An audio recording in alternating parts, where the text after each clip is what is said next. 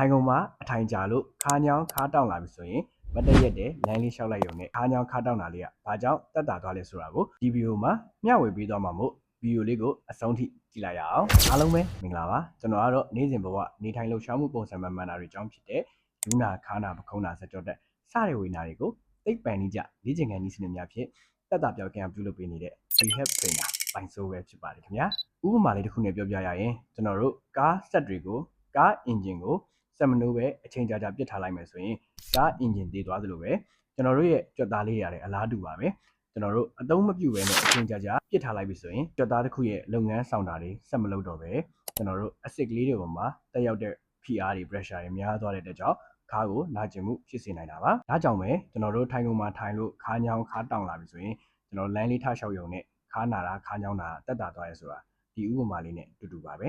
ဒီဗီဒီယိုလေးကအခုကြည့်နေတဲ့သူတွေအကျိုးရှိတယ်မယ်လို့မျှော်လင့်ပါတယ်အခြားသူတွေအတွက်အကျိုးရှိအောင်လည်း share သွားနိုင်ပါတယ်ကျွန်တော်နဲ့အနီးကပ် rehab training လုပ်ချင်မှာက Telegram Viber နံပါတ်3996998666တို့အသေးစိတ်ဆက်သွယ်စုံစမ်းမေးမြန်းနိုင်ပါတယ်ခင်ဗျာ